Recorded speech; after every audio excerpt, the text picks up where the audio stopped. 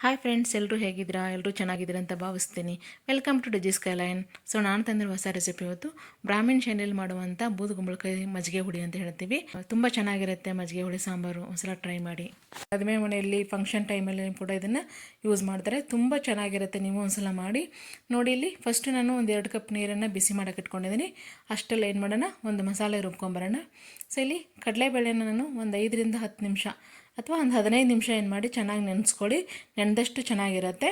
So ಇಲ್ಲ ನೀವು ಹಸಿ ಕಡಲೆಬೇಳೆ, ಇಲ್ಲಿ ಕಡಲೆಬೇಳೆ ನೆನೆಸ್ಕೊಳ್ಳೋಕೆ ಟೈಮ್ ಇಲ್ಲ ಅಥವಾ ಕಡಲೆಬೇಳೆ ಮನೇಲಿಲ್ಲ ಅಂದರೆ ಬಜ್ಜಿ ಹಿಟ್ಟು, ಬೇಸನ್ ಹಿಟ್ಟು ಅಂತ ಹೇಳ್ತೀವಲ್ವ, ಅದನ್ನು ಕೂಡ ಒಂದು 2 ಟೇಬಲ್ ಸ್ಪೂನಷ್ಟು ನೀವು ತೊಗೋಬೋದು. ಸೊ ಹಾಗೆ ಇದಕ್ಕೆ ಒಂದು 7ರಿಂದ 8 ಮೆಣಸಿನ್ಕಾಯಿ ನಾನು ಹಾಕೋತಾ ಇದ್ದೀನಿ.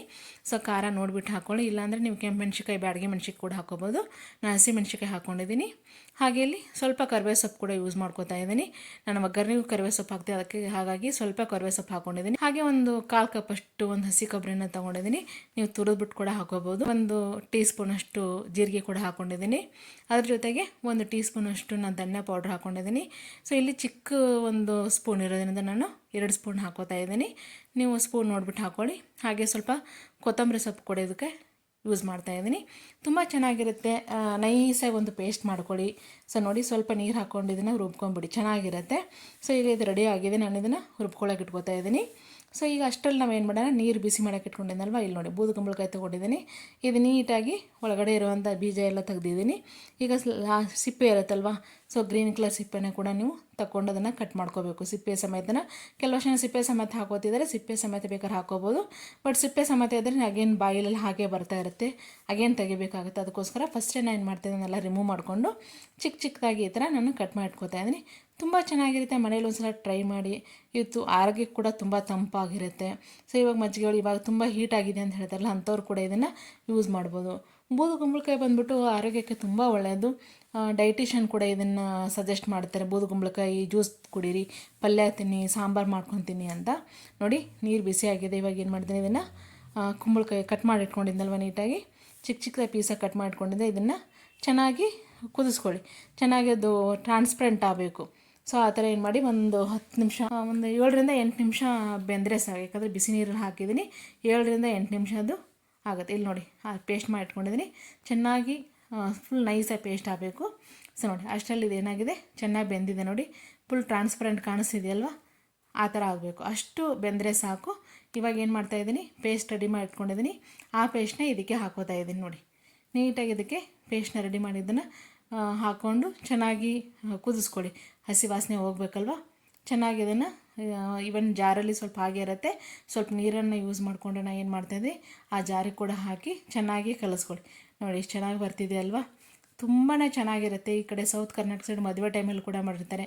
ಇಲ್ಲೆಲ್ಲ ಮದುವೆ ಟೈಮಲ್ಲಿ ಏನು ಮಾಡ್ತಾರೆ, 3ರಿಂದ 4 ಸಾಂಬಾರು ಮಾಡಿಸಿರ್ತಾರೆ. ಸೊ ಅದರಲ್ಲಿ ಮಜ್ಜಿಗೆ ಹುಳಿ ಕೂಡ ತುಂಬ ಜನ ಇಷ್ಟಪಡ್ತಾರೆ. ಸಖತ್ ಇಷ್ಟು ಚೆನ್ನಾಗಿರುತ್ತೆ. ಬ್ರಾಹ್ಮಿನ್ಸ್ ಅಷ್ಟೇ ಯೂಸ್ ಮಾಡೋದಲ್ಲ. ಇಲ್ಲಿ ನೋಡಿ, ಅದ್ರ ಜೊತೆಗೆ ನಾನು 1 ಕಪ್ಪಷ್ಟು ನಾನು ಏನು ಮಾಡ್ತಾಯಿದ್ದೀನಿ, ಮೊಸರನ್ನ ತೊಗೊಂಡಿದ್ದೀನಿ. ಮೊಸರನ್ನ ಚೆನ್ನಾಗಿ ಜಾರಲ್ಲೇ ಒಂದು ರೌಂಡ್ ನಾನು ತೆಳ್ಳಗೆ ಮಜ್ಜಿಗೆ ಥರ ಮಾಡ್ಕೊಂಡಿದ್ದೀನಿ. ಯಾಕಂದರೆ ಗಂಟು ಹಾಗೆ ಉಳಿಬಾರ್ದಲ್ವ.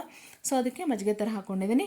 ಸೊ ಇಲ್ಲಿ ನೀವು ಮೊಸರು ಹಾಕ್ಕೊಂಡ್ಮೇಲೆ ಕುದಿಸ್ಕೊಳ್ಳೋ ಅವಶ್ಯಕತೆ ಇಲ್ಲ, ಗ್ಯಾಸ್ ಆಫ್ ಮಾಡ್ಬೋದು. ಸೊ ಇಲ್ಲಿ ಒಗ್ಗರಣೆಗೆ ನಾನು ಸಪ್ರೇಟಾಗಿ ಒಗ್ಗರಣೆಗೆ ಸ್ವಲ್ಪ ಇಂಗನ್ನು ಹಾಕ್ಕೊಂಡು ಸಾಸಿವೆ, ಜೀರಿಗೆ, ಮೆಣಸಿನ್ಕಾಯಿ, ಕರಿಬೇವು ಸೊಪ್ಪು ಹಾಕ್ಕೊಂಡು ಒಗ್ಗರಣೆ ಹಾಕ್ಕೊಂಡಿದ್ದೀನಿ. ಲಾಸ್ಟಲ್ಲಿ ಸಾಲ್ಟ್ ಕೂಡ ಆ್ಯಡ್ ಮಾಡ್ಕೊತಾ ಇದ್ದೀನಿ.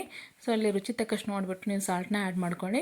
ತುಂಬ ಚೆನ್ನಾಗಿರುತ್ತೆ ಈ ಥರ ಸಾಂಬಾರು. ನಾನು ಬೇರೆ ಬೇರೆ ಥರ ಸಾಂಬಾರು ಕೂಡ ನನ್ನ ಚಾನಲ್ ಹಾಕಿದ್ದೀನಿ.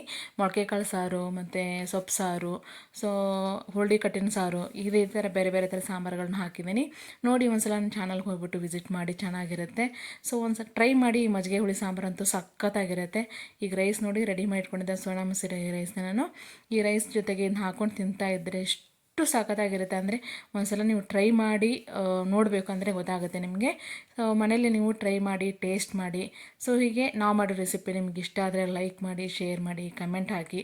ಸೊ ಈ ಒಂದು ರೆಸಿಪಿನ ನೀವು ಮನೇಲಿ ಟ್ರೈ ಮಾಡಿ, ಟೇಸ್ಟ್ ಮಾಡಿ, ಆಮೇಲೆ ಏನು ಮಾಡಿ ಒಂದು ಕಮೆಂಟನ್ನು ಹಾಕಿ. ಅಂದರೆ ನಿಮಗೆ ಹೇಗಾಗಿದೆ ಅಂತ ನಿಮ್ಗೆ ಅವಾಗ ಗೊತ್ತಾಗುತ್ತೆ. ಹೀಗೆ ನನ್ನೆಲ್ಲ ಒಂದು ವೀಡಿಯೋಗಳಿಗೆ ಸಪೋರ್ಟ್ ಮಾಡಿ, ಹೀಗೆ ನಿಮ್ಮ ಪ್ರೋತ್ಸಾಹ ನಮ್ಮ ಜೊತೆಗೆ ಯಾವಾಗಲೂ ಹೀಗೆ ಇರಲಿ. ಸೊ ಇದ್ರ ಜೊತೆಗೆ ಸ್ವಲ್ಪ ಉಪ್ಪಿನಕಾಯಿ ಕೂಡ ಹಾಕೋತಾ ಇದ್ದೆ ನಾನು. ಉಪ್ಪಿನಕಾಯಿ ಹಾಕ್ಕೊಂಡು ತಿಂತಾ ಇದ್ದರೆ ಎಷ್ಟು ಚೆನ್ನಾಗಿರುತ್ತೆ ಅಂದರೆ ಸಖತ್ತಾಗಿರುತ್ತೆ. ನನಗಂತೂ ತುಂಬಾ ಇಷ್ಟ, ನಮ್ಮ ಮನೆಯಲ್ಲೂ ತುಂಬ ಇಷ್ಟಪಡ್ತಾರೆ ಇದನ್ನು. ಸೊ ಹಾಗಾಗಿ ನಾನು ಇದನ್ನು ಮಜ್ಜಿಗೆ ಹುಳಿ ಸಾಂಬಾರು ಮಾಡಿದ್ದೀನಿ. ನೀವು ಒಂದ್ಸಲ ಟ್ರೈ ಮಾಡಿ. ಒಂದು ಬ್ರಾಹ್ಮಿನ್ ಶೈಲಿಯಲ್ಲಿ ಮಾಡುವಂಥದ್ದು ಸೊ ಸಖತ್ತಾಗಿರುತ್ತೆ. ನೀವು ಮಜ್ಜಿಗೆ ಸಾಂಬಾರು ಮಾಡ್ತೀರಾ, ಅದ್ರ ಬದಲಾಗಿ ಇದನ್ನೂ ಒಂದ್ಸಲ ಟ್ರೈ ಮಾಡಿ, ಡಿಫ್ರೆಂಟಾಗಿ ಚೆನ್ನಾಗಿರುತ್ತೆ. ಹೀಗೆ ನಾವು ಮಾಡೋ ಎಲ್ಲ ರೆಸಿಪಿಗಳಿಗೆ ಪ್ರೋತ್ಸಾಹಿಸಿ. ಸೊ ಯಾರಾದರೂ ಹೊಸಬ್ರು ನೋಡ್ತಾ ಇದ್ದರೆ ಸಬ್ಸ್ಕ್ರೈಬ್ ಮಾಡೋದನ್ನು ಮರಿಬೇಡಿ, ಬೆಲ್ ಐಕನ್ ಕ್ಲಿಕ್ ಮಾಡಿ. Thank you for watching my video.